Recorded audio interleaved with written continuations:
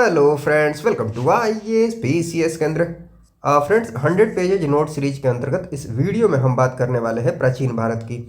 पिछले वीडियोज को अगर आपने नहीं देखा है तो डिस्क्रिप्शन बॉक्स में लिंक दिया हुआ है, आप जाकर उन वीडियोज को भी जरूर देख सकते हैं। और नोट्स की बात करें तो फिलहाल जो डिस्क्रिप्शन बॉक्स में टेलीग्राम चैनल का लिंक दिया हुआ है वहाँ से आप जाकर उस चैनल को ज्वाइन कर लीजिए। चलिए बिना किसी देरी के इस वीडियो को हम शुरू करते हैं, एक एक करके सारी बातों को डिस्कस करते हैं। सबसे पहले इस वीडियो में बात करते हैं वैदिक काल की, उसके बाद एक एक करके सारी बातों को डिस्कस कर लेंगे, एक एक करके डिस्कस करते हुए आगे बढ़ जाएंगे। देखिए, वैदिक काल को दो कालों में विभाजित करके देखा जाता है। एक तो हो जाता है ऋग वैदिक काल, या फिर इसी को पूर्व वैदिक काल भी कहते हैं, और उसके बाद वाले काल को बोलते हैं उत्तर वैदिक काल, बाद वाला वैदिक काल। ऋग वैदिक काल की बात कर ली जाए तो इसका टाइम पीरियड आप ध्यान रख सकते हैं, लगभग ये 1500 ईसा पूर्व से लेकर 1000 ईसा पूर्व तक। और वही उत्तर वैदिक काल देख लीजिएगा, 1000 से आगे बढ़ते हुए चले जाइए 600 ईसा पूर्व तक। तो ये टाइम पीरियड भी आप ध्यान रख लीजिएगा। हाँ, वैदिक काल के टाइम पीरियड की बात कर ली जाए तो ये क्या हो जाएगा, 1500 ईसा पूर्व से लेकर 600 ईसा पूर्व तक। और दो भाग में विभाजित करेंगे तो 1500 से 1000 और 1000 से 600, ये आप ध्यान रख लीजिएगा। और वैदिक कालीन सभ्यता की बात कर ली जाए, वैदिक सभ्यता की बात कर ली जाए तो जैसे सिंधु घाटी सभ्यता एक नगरीय सभ्यता थी, वैसे ही वैदिक सभ्यता की बात कर ली जाए तो ये एक ग्रामीण सभ्यता थी। इंपॉर्टेंट बात है, आप जरूर ध्यान रख लीजिएगा। सिंधु घाटी सभ्यता नगरीय सभ्यता थी, जबकि वैदिक कालीन सभ्यता की बात कर ली जाए तो ये एक ग्रामीण सभ्यता थी। और वैदिक सभ्यता की बात कर ली जाए तो इसको आर्य सभ्यता के भी नाम से भी जानते हैं, क्योंकि वैदिक सभ्यता का जो विकास किया जाता है, ये माना जाता है कि इस सभ्यता का विकास आर्यों के द्वारा किया गया था। अब आर्यों के बारे में कि वो कहाँ से आए थे, इस पर बहुत सारे अलग अलग विद्वानों का अलग अलग विचार हैं, बहुत सारे मतभेद भी हैं। अभी तो हाल फिलहाल में ये चर्चा चल रही है कि आर्य जो थे ये भारत से ही, मतलब यहीं के मूल निवासी थे, भारत के ही मूल निवासी थे।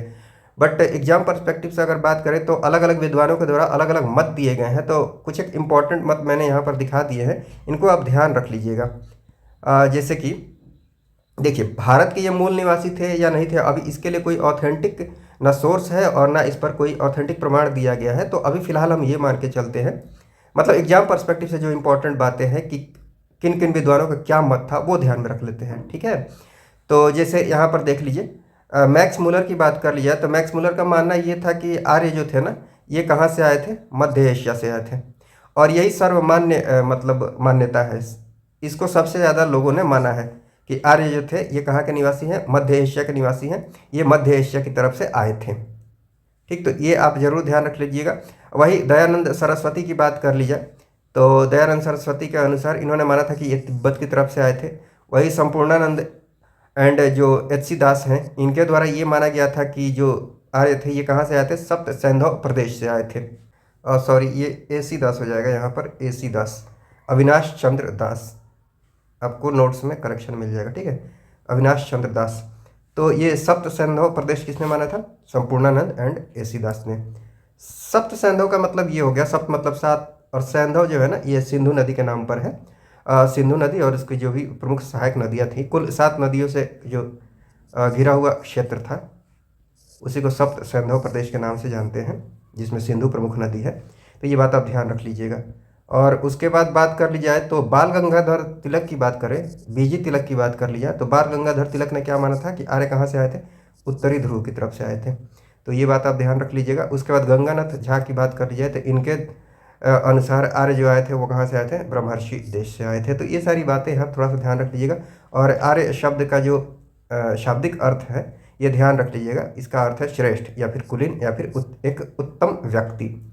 और ये तो आप देख ही लिए हैं कि आर्यों मतलब वैदिक सभ्यता के संस्थापक कौन है, आर्य हैं। तो ये सारी बातें हैं। उसके बाद बात की जाए तो उसके बाद अगर बात की जाए कि आर्यों को जानने का जो प्रमुख स्रोत है वो स्रोत क्या है, तो ध्यान रख लीजिएगा, वेद।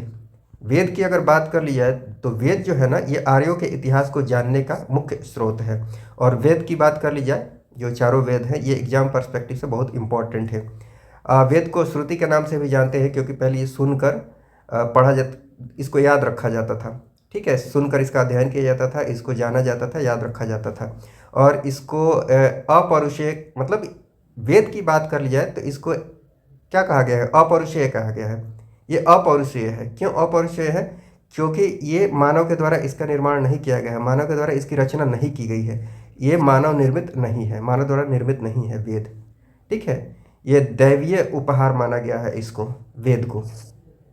ठीक, हाँ, संकलन की बात कर ली जाए कि बाद में इसका संकलन किसके द्वारा किया गया है, तो ये आप ध्यान रख सकते हैं कि वेद व्यास जी के द्वारा इसका संकलन किया गया है। तो ये सारी बातें हैं। उसके बाद वेद के बारे में आप जानते ही हैं कि कुल कितने वेद हैं। कुल आपको यहाँ पर देख लीजिएगा, कुल 4 वेद है, ऋग्वेद, सामवेद, यजुर्वेद, अथर्ववेद। हम आगे बात करेंगे एक एक करके जितने भी वेद हैं उनके बारे में। उसके बाद वेद की बात कर ली जाए तो वेद के 4 भाग या फिर उपखंड के बारे में भी आप जानते होंगे, थोड़ा सा ध्यान रख सकते हैं। संहिता है, ब्राह्मण ग्रंथ है, आरण्यक है, उपनिषद है, तो इनको भी हम एक एक करके देख लेंगे। हाँ, वेद एक और इम्पॉर्टेंट फैक्ट है, इसको ध्यान रख लीजिएगा कि वैदिक काल में ही इसी समय में इसी समय का एक बहुत फेमस ग्रंथ है, उसका नाम ध्यान रख लीजिएगा। इसी समय का एक ग्रंथ है, ईरानी ग्रंथ है, जो पारसी समुदाय का ग्रंथ है। उसका नाम है जेंद अवेस्ता। तो ये नाम ध्यान रख लीजिएगा, जेंद अवेस्ता, इंपॉर्टेंट है एग्जाम पर्सपेक्टिव से। ठीक है, अब चलिए एक एक करके जितने भी वेद हैं उनकी बात कर लेते हैं। और वैदिक सभ्यता, पूर्व वैदिक काल, उत्तर वैदिक काल, सामाजिक व्यवस्था, राजनीतिक व्यवस्था, सारी बातें हम देख लेंगे जो भी इंपॉर्टेंट है एग्जाम पर्सपेक्टिव से, जो भी इंपॉर्टेंट बात है उन सबको देख लेंगे। उसके बाद देखिए, हाँ, सबसे पहले बात कर लेते हैं ऋग्वेद की। ऋग्वेद की बात कर ली जाए तो ये सबसे प्राचीनतम वेद है, ये प्राचीनतम वेद है, तो ये ध्यान रख लीजिएगा। इसमें स्तोत्र एवं प्रार्थनाओं का संकलन है, तो ये इतना इंपॉर्टेंट नहीं है, आपको ये ध्यान रख लेना है कि सबसे प्राचीन वेद ये है। और इसमें उल्लेख जो किए गए हैं ना, महत्वपूर्ण उल्लेख, वो एग्जाम पर्सपेक्टिव से ज़्यादा इंपॉर्टेंट है। और ये भी आप ध्यान रख सकते हैं, इसमें टोटल जो है 10 मंडल है और 1028 सूक्त है। और ये तो मैंने आपको पहले ही बता दिया है कि ऋग्वेद, हाँ, ये ध्यान रख सकते हैं कि ऋग्वैदिक कालीन इतिहास की बात कर ली जाए, ऋग्वैदिक काल जो है, देखिए पूर्व वैदिक काल ही क्या है, ऋग्वैदिक काल है। तो ऋग्वैदिक काल का जो इतिहास है ये पूर्णतः किस पर आधारित है, ऋग्वेद पर आधारित है। ठीक है, उसके बाद उत्तर वैदिक काल आ जाता है। तो ये सारी बातें हैं। हाँ, ऋग्वेद में जो प्रमुख रूप से उल्लेख किया गया है ये एग्जाम पर्सपेक्टिव से इंपॉर्टेंट है।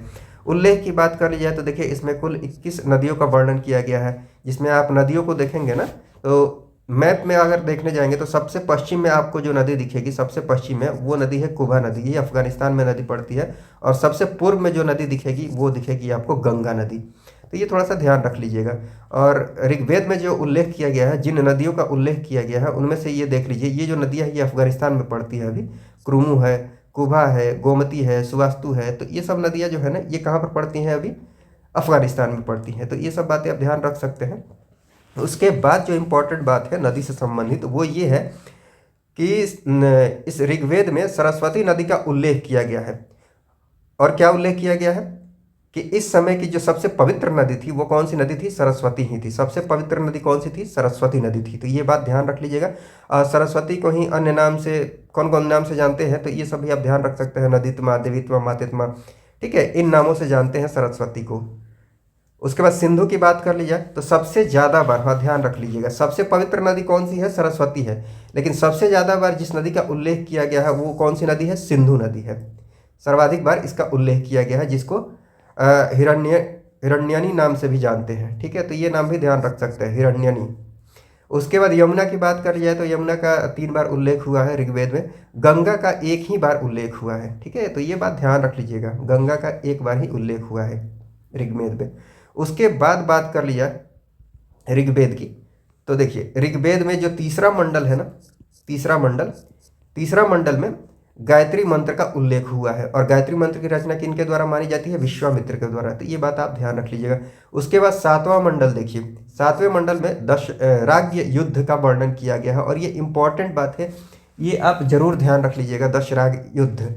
दशराग की बात कर लीजिए, देखिए 10 से 10 राज्य मतलब राजाओं, तो 10 राजाओं का ये युद्ध है।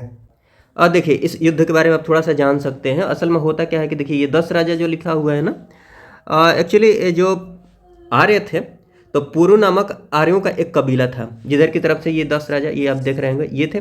और भरत नाम का एक समुदाय था जो लीड कर रहे थे, उनका नाम क्या था, सुदास था, सुदास। ठीक है, और इधर से जो सलाहकार थे वो शमित्र थे, और इधर से जो सलाहकार थे वो वशिष्ठ थे, महर्षि वशिष्ठ थे। तो ये थोड़ा बहुत ध्यान रख सकते हैं। उसके बाद जो ये युद्ध होता है उसमें जो विजय प्राप्त होता है वो किसको होता है, सुदास को। तो ये बात आप ध्यान रख सकते हैं। और ये जो युद्ध होता है किस नदी के तट पर हुआ है, तो ये इंपॉर्टेंट है, परुष्णी नदी, जिसको वर्तमान में रावी नदी के नाम से जानते हैं। तो रावी नदी के तट पर दशराग युद्ध हुआ था, जिसका वर्णन कहाँ पर है? ऋग्वेद में है, ऋग्वेद के 7वें मंडल में है। ठीक है, 9वें मंडल की बात कर ली जाए तो 9वें मंडल में जो वनस्पति के देवता है सोम, तो सोम का वर्णन किया गया है 9वें मंडल में, तो ये बात आप ध्यान रख सकते हैं। उसके बाद 10वें मंडल की बात कर ली जाए तो 10वें मंडल में शूद्र शब्द का सबसे पहले उल्लेख किया गया है। ऋग्वेद के 10वें मंडल में शूद्र शब्द का पहली बार उल्लेख किया गया है। इसके पहले कुल 3 ही वर्ण थे, प्रारंभ में 3 ही वर्ण थे, ब्राह्मण, क्षत्रिय, वैश्य। वही ऋग्वैदिक काल में क्या हो जाता है, एक और वर्ण आ जाता है जिसका नाम होता है शूद्र। तो ये बात आप ध्यान रख सकते हैं। ठीक है, उसके बाद हाँ ये बात भी आप देख सकते हैं कि सबसे पहले गोत्र शब्द का उल्लेख जो है ये ऋग्वेद में ही मिलता है। और चलिए उसके बाद बात कर ली जाए, उसके बाद अगर बात करें हाँ तो ऋग्वेद में ही कुछ एक इम्पॉर्टेंट बात ये है, ये सब ध्यान रख सकते हैं। जैसे जन की बात करें तो जन शब्द का उल्लेख 275 बार हुआ है, 275 बार हुआ है जन शब्द का उल्लेख। वही जनपद की बात कर ली जाए, जन से जनपद बनता है, तो जन शब्द का उल्लेख 275 बार हुआ है, जबकि जनपद का उल्लेख एक बार भी नहीं हुआ है। ठीक है, तो ये बात आप ध्यान रख लीजिएगा। उसके बाद इंद्र की बात करें, इंद्र को ही पुरंदर के नाम से जानते हैं, पुरंदर अर्थात किलों को तोड़ने वाला। ठीक है, तो इंद्र का जो उल्लेख हुआ है 250 बार हुआ है। तो देवताओं की बात कर ली जाए तो सबसे लोकप्रिय जो देवता थे इस काल में, ऋग्वैदिक काल में, वो कौन थे? इंद्र ही थे, इस काल के सर्वाधिक लोकप्रिय देवता। तो ये इंपॉर्टेंट बात है, ध्यान रख लीजिएगा। उसके बाद अग्नि की बात कर ली जाए देवताओं में, तो देखिए सबसे ज़्यादा बार देवताओं के उल्लेख की बात कर ली जाए तो 250 बार इंद्र का हुआ है। उसके बाद अग्नि का हुआ है, 200 बार उल्लेख हुआ है। अग्नि जो थे उस समय, चाहे अभी भी आप जानते हैं कि अग्नि जो थे ये मध्यस्थों की भूमिका निभाते थे। आप देखते थे ना, यज्ञ जो होता था, यज्ञ में आहुति डालते थे, उसके बाद यज्ञ से कोई देवता वहाँ से प्रकट होते थे। तो असल में अग्नि का काम क्या है? मध्यस्थता की भूमिका निभाना, बीच की भूमिका निभाना, अगुआ की भूमिका निभाना। ठीक है, तो ये बात आप समझ पाए होंगे। किनके बीच ये अगुआ की भूमिका निभाते थे? देवताओं और मानवों के बीच।